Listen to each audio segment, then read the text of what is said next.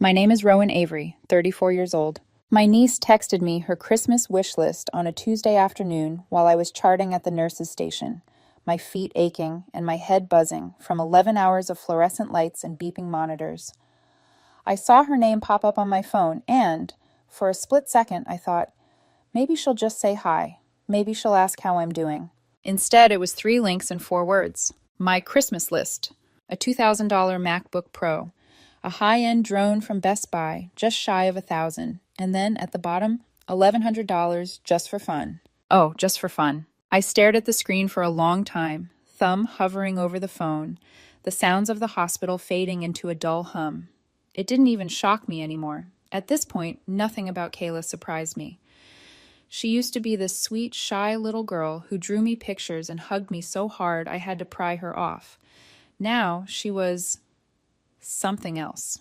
Sharper around the edges, more like her father than she realized. Ungrateful, spoiled, passive-aggressive, 13 going on 30, and already convinced the world owed her something. I scrolled back up through the text. No, how are you, Aunt Rowan?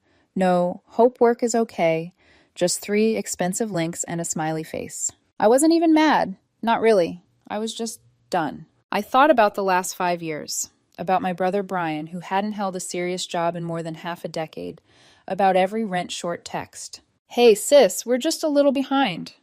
Groceries are low. Can you spot us till Friday? Kayla needs new shoes. I'll pay you back. He never did. And through all of it, I kept his lights on. I paid his overdue rent. I sent money for groceries he never bought himself. School supplies, birthdays, random emergencies. I did it because Elise, his wife, worked 2 jobs without complaining, and I told myself this is just temporary. But temporary became permanent. Kayla watched it all. She watched her dad do nothing and still get bailed out. She watched her mom grind herself into the ground. She watched me swoop in with my debit card again and again, like some one-woman emergency fund. And now here she was, sending me a $4,000 Christmas wish list like it was nothing. I typed back 2 words. You'll get socks. I hit send and set my phone down on the counter next to the computer terminal. A minute later, my lock screen lit up again. Same thread, new message, from Brian. Then you're not welcome here. No hesitation, no joke, just that. I actually laughed. Quietly, a sharp puff of air that made the unit clerk glance at me. Not because it was funny, but because it was so perfectly, painfully predictable. I picked up my phone and replied, fingers moving before my brain even caught up. Good, now you can pay your rent without me. I dropped my phone on the couch when I finally got home that evening and went to pour myself a glass of cheap red wine. When I came back, the screen was lit up like a Christmas tree. 23 missed calls. Mostly Brian, 2 from Kayla, 1 from Elise. I didn't answer a single one. Elise eventually texted me. I had no idea Kayla sent that. I'm so sorry if it upset you. Are you okay? Please don't take anything Brian said personally. He's just stressed. Stressed. In Brian speak, that meant he'd gotten another final notice on the rent. It meant he'd done nothing about it and was waiting for someone else to fix it, and that someone, historically, was always me. I didn't respond. Not to her, not to him. I let the silence sit there between us, heavy and unfamiliar. I was so used to smoothing everything over, sending money with a little, "It's okay, I've got you," or "Just don't let it happen again," knowing full well it would. But that night, I didn't fix it. I just sat on my worn-out couch in my too-small apartment, still in my scrubs, and let myself feel how tired I was. Not just physically tired from back-to-back shifts, soul tired. Tired of being the responsible one, the one with the good job, the one everyone assumed could just stretch her paycheck a little more because she didn't have kids. My rent had gone up. My car needed repairs. Work had been draining the life out of me. The only peace I got was the 15 minutes between brushing my teeth and collapsing into bed. I hadn't even gotten around to thinking about Christmas yet. And here I was, being told I wasn't welcome at a house I'd been financially propping up for over a year. The next night, after another 11-hour shift, I sat down at my kitchen table, opened my laptop, and logged into my banking app. I don't know what I was expecting. Maybe a few hundred here and there, maybe something I could shrug off as no big deal. I clicked on the search bar and typed Brian's name. Lines appeared, transfers, payments, one after another. $120 for groceries, $500 for rent, $80 for school stuff, $200 here, $300 there. My stomach tightened as I scrolled. At the bottom of the page, in small, casual font, was the total. $7,000. That money could have paid off my car. That could have been months of my own rent. A trip I never took. A cushion I never had.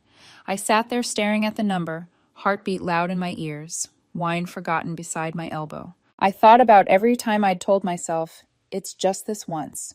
Every time I'd swallowed a lump in my throat and convinced myself I was doing the right thing.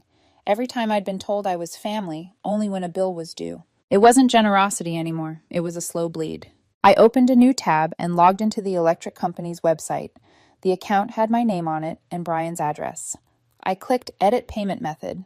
My hand didn't even shake. I'm removing myself from this account, I told the woman on the phone after waiting through 15 minutes of hold music. Do you want to leave a forwarding number? She asked. No. Next was the internet provider, then the cable, then the trash bill. I'd even been paying for a grocery delivery subscription I didn't remember signing up for. Probably from some night, Elise texted me a list of things they couldn't afford this month. One by one, I pulled my card, canceled autopay, took my name off anything that wasn't tied to my actual life. I didn't text Brian. I didn't warn Elise. I didn't send a dramatic message about being done. I just stopped. When I closed the laptop, the apartment felt strangely quiet. No buzzing phone, no new requests, no guilt-laced thanks yous. Just my own breathing and the distant hum of someone else's TV through the wall. In the past, this would have been the moment I panicked, grabbed my phone, and sent some half apology to smooth it over. This time I didn't move, because deep down, under all the exhaustion and resentment and guilt, one clear thought had finally settled in. If he ever changed, it wasn't going to be because I saved him. It was going to be because I finally didn't. And this Christmas, for the first time in years, I was done being their backup plan. The silence lasted exactly 3 days, not the soft, peaceful kind that feels like a break. This was a different kind, tense, humming, like the air before a storm finally cracks open. Then the messages started. First one from Brian. Hey, is the internet down? I left it on red. Hours later. Did you forget the utility bill? Still nothing. That night, something longer came through. A wall of text, sloppy grammar, no punctuation, just pure irritation bleeding through the screen. Look, I know you were pissed about the Christmas list thing, but this is stupid. It's Christmas. Come on, can we not make this a whole thing? I typed back one line. It is a whole thing. I didn't wait for a reply. I didn't need one. I already knew how this worked. I'd seen the pattern my whole life. Brian's strategy was always the same. Cause chaos, wait it out, slip back in when things cooled off. But this time the chaos didn't bounce off me. It stayed in his house, where it belonged. And then I started seeing the cracks. The trash. 2 days later, Elise posted an Instagram story. A photo of 6 garbage bags piled beside their overflowing bin. The caption, "Missed pickup again." My chest tightened, but not with guilt. The city never misses if the bill is paid. It wasn't paid, because I wasn't paying it. Kayla's tantrums. Then Kayla made a post on her private account. One she forgot she'd let me follow back when she was 12 and still adored me. A photo of her shoes, the same shoes as last year. Caption, "This is abuse, TV." Abuse. Not disappointment. Not inconvenience. Not, I guess we're struggling this month. Abuse. I closed the app, rubbed my temples, and felt a wave of something that wasn't anger or sadness, just exhaustion. A bone-deep ache that didn't come from work, but from years of carrying someone else's entire household on my back. The rant. Saturday morning, I woke up to a vibrating phone. Another message from Brian. This time a full paragraph, sent at 5:14 a.m. I could practically hear him pacing, furious and self-righteous. I hope you're happy. You always act like you're better than us. You like having power. You like being in control. This is why no one wants to spend holidays with you. You're bitter and lonely. That wasn't the part that hit me. It was the last line. You just like watching us struggle. There it was, the core of him, the truth he'd always clung to. In Brian's mind, I wasn't helping. I was controlling him, humiliating him, punishing him, as if I hadn't spent years draining my savings to make sure his daughter had school supplies, as if I hadn't paid for birthdays and groceries and overdue rent while he sat at home scrolling through Reddit threads about how the economy was rigged. It wasn't that he was afraid of losing my help. He was afraid of losing control over me. Elise breaks. That afternoon, Elise called. I almost didn't pick up, but something, instinct maybe, made me answer. Her voice was soft, worn thin. "Rowan, I need to be honest with you." I said nothing, just listened. He's not doing anything, she said. He wakes up late, spends the whole day on his phone. He only pretends to look for jobs if I'm watching. When I bring it up, he snaps. Says I'm taking your side. She inhaled shakily. I picked up a third job. My eyes closed. A third job, a cleaning shift at the rec center on weekends. While Brian lay on the couch, scrolling. Elise wasn't asking for money. She wasn't begging me to step back in.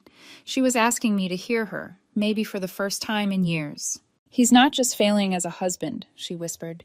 He's teaching Kayla that this is normal, that women work themselves to death while men wait. Something inside me cracked, not like breaking, more like a release, a truth slipping free. I'm thinking about leaving, she said, just for a while, taking Kayla and going to my parents. I can't keep doing this. I swallowed hard. Elise, I'll help you. I won't fund him, but I'll help you, whatever you need to get out. She exhaled, relief and guilt tangled together. I just needed someone to say it wasn't crazy. It's not crazy, I said softly. It's overdue. The escape. The next several days were quiet in a way that made me uneasy. I knew Elise was packing, quietly, discreetly, so Brian wouldn't explode before she was ready. Then one night, at 10:43 p.m., my phone rang. I picked up on the first ring. Her voice trembled. We left. She was at her parents' house. Kayla was asleep in the back seat. She told me Brian had finally snapped. Not violent, but loud. Slamming cabinets, accusing her of choosing me over him, telling her she was ruining Christmas. She waited until he stormed out on another fake job hunt, then grabbed Kayla and drove. When I hung up, I sat alone in my kitchen, the refrigerator humming softly behind me, and realized something with icy clarity. He had finally pushed away the last person who was still trying. You win. The next morning, a text popped up. From Brian. Just one line. She left me. You win. No anger, no bargaining, no explanation. Defeat. Pure, stunned defeat. I sat on the edge of my unmade bed, staring at the message, feeling a mix of sadness and something else, something sharper. He thought this was a game, that I was competing with him, that this was about winning. But it wasn't victory I felt. It was release. I didn't answer. For the first time in my life, I let him sit alone in the consequences he built. And I had no idea just how far those consequences were about to reach. The quiet that followed wasn't peace. It was the kind of quiet right after an explosion, when dust is still settling and you don't yet know what survived and what didn't. I didn't hear from Brian for nearly a week. Not a rant, not a guilt trip, not even a meme sent as a peace offering. Just nothing. Honestly, I expected him to show up at my door at some point, probably with that performative sadness he wears like a badge whenever life doesn't go his way.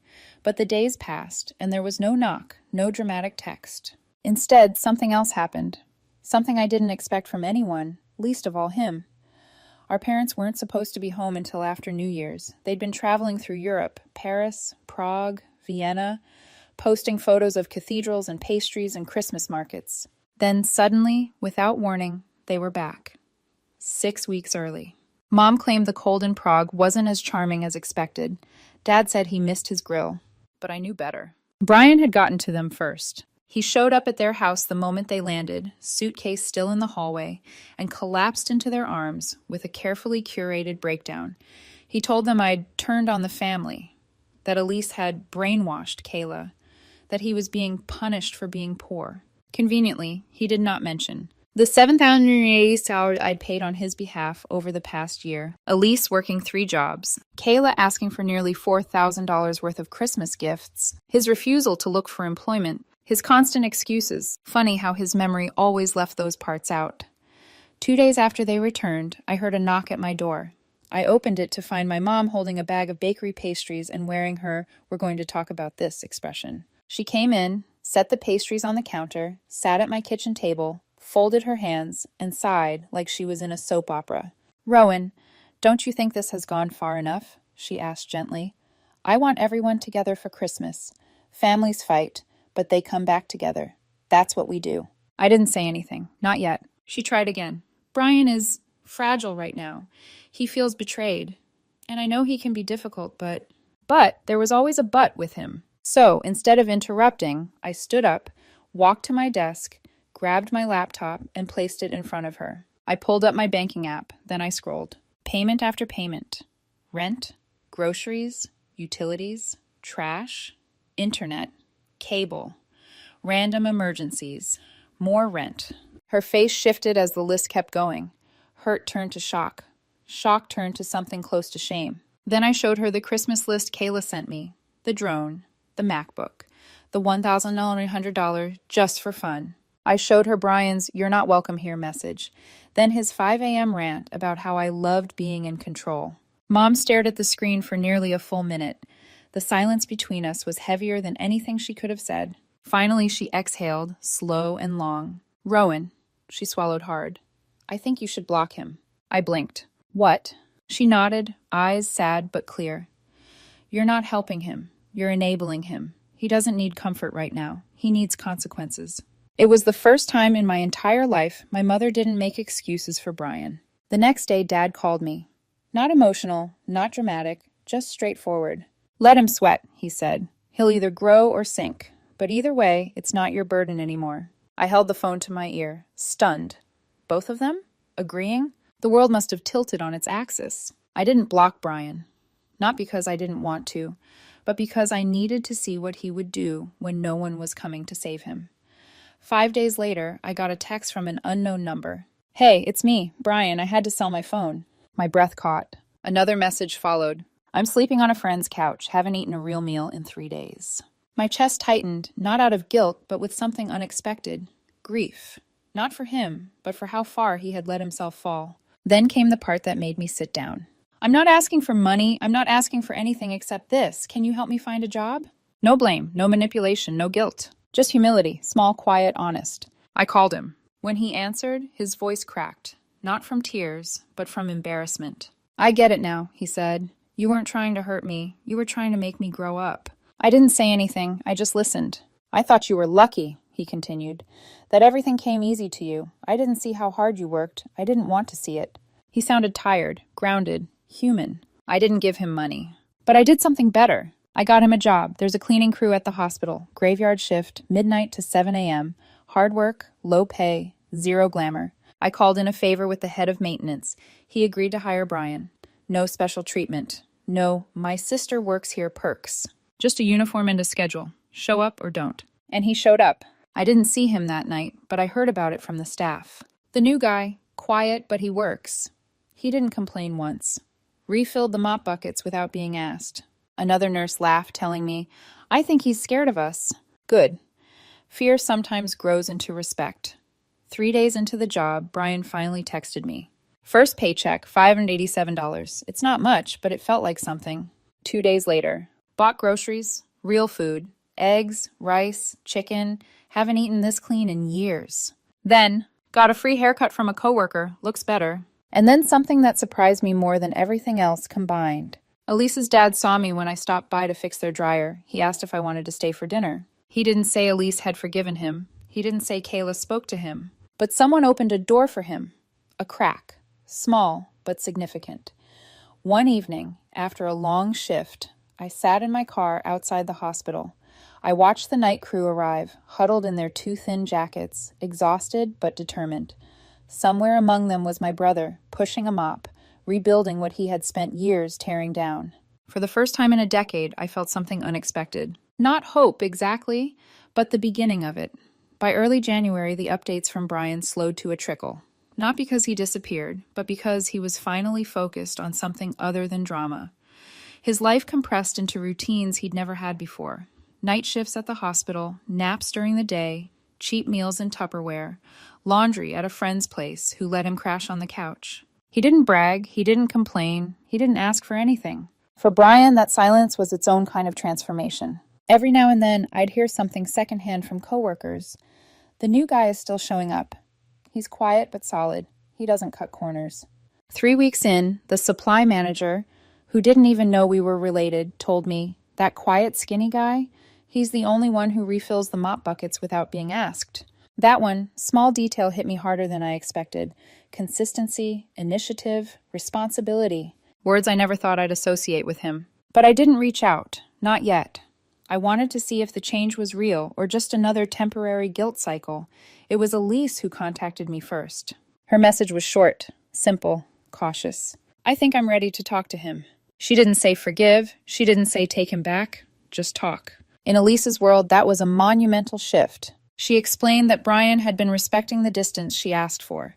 No surprise visits, no guilt texts, just the occasional message letting her know he was still working, still sober, still keeping his head down. Then she told me something that made me sit straighter. He left a bag of groceries on the porch. Bread, eggs, apples. There was a note addressed to Kayla. I imagined Brian walking up to that porch, leaving groceries he bought with money he earned for the first time, then walking away without waiting for thanks. Elise sent a photo of the note. I don't expect you to forgive me. I just want you to know I'm trying. And I'll keep trying, even if you never say anything back. Kayla didn't throw the letter away, didn't crumple it, didn't roll her eyes. Elise said it just stayed on her desk, an unspoken pause in the war between them. A few days later, Elise texted again. Do you think it would be okay if you drove her to school tomorrow? Just a ride. The old Rowan, the one who lived in fear of enabling, might have hesitated, but the new Rowan knew better. Yes, I wrote back. I think it'd be good for both of them. That morning, while I was on break, my phone buzzed. From Brian. Drove her to school. She didn't talk, but she let me. Before she got out, she said thanks. I read the message 3 times. This was a man who used to bark at me through the phone when I didn't send him enough money. Now he was celebrating a 2-word whisper from his own daughter, like it was a lifeline. And maybe it was. A week later, another text. God offered the permanent position. Nights, full-time, benefits. I took it. Short, unornamented, clean. Then, late at night, maybe midnight, maybe later, another message came through, longer this time. I know I wrecked Christmas. I know I don't deserve another one. But next year, I want to host, cook everything, show Kayla that people can rebuild from the bottom. I don't want her to remember me as the guy who ruined everything. I stared at my phone for a long time, feeling a tightness I hadn't expected. So earn tomorrow, I typed. Then the next day, that's all. He didn't reply for an hour. When he did, it was only 2 words. I will. And for the first time, I believed him.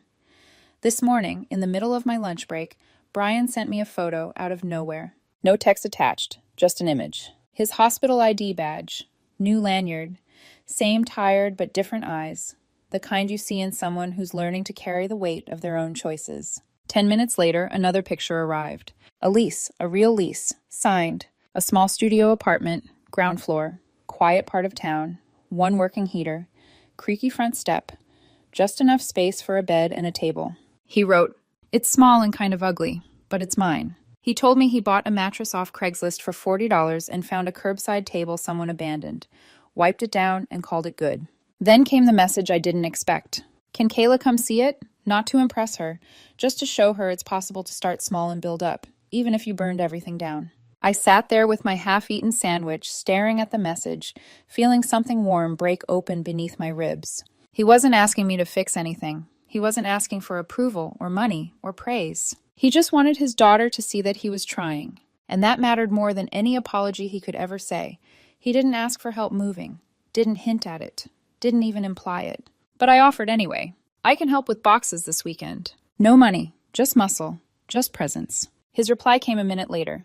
That would mean a lot. I want you to see it. I want someone to. And for the first time in years, I felt something loosen inside me. Something that had been twisted so tight it hurt to breathe. This wasn't about redemption. It wasn't about revenge. It wasn't even about forgiveness. It was about finally letting people carry their own weight and watching them rise under it. This weekend, I'll drive to that dented little apartment with a box cutter in my glove compartment and gloves in my back pocket. I'll help carry in whatever secondhand furniture he's scraped together. I'll stand in a room barely big enough for 2 people, and I'll watch him put his life together piece by piece, slowly, imperfectly, honestly. Maybe Kayla will come by. Maybe she'll roll her eyes at the peeling paint. Maybe she'll smile at the thrift store table. Maybe she'll sit quietly on the edge of the mattress and realize her father is standing, really standing, for the first time in her life. And maybe next Christmas won't be perfect. Maybe it won't be magical. But it'll be real. Built from sweat and humility instead of debt and resentment. Built from effort instead of expectation. Built from earning, not demanding, not manipulating, not exploiting. Earning tomorrow, then earning the next day, and the next. Because sometimes the only way to save someone is to stop saving them, and let them grow up in the space your absence created.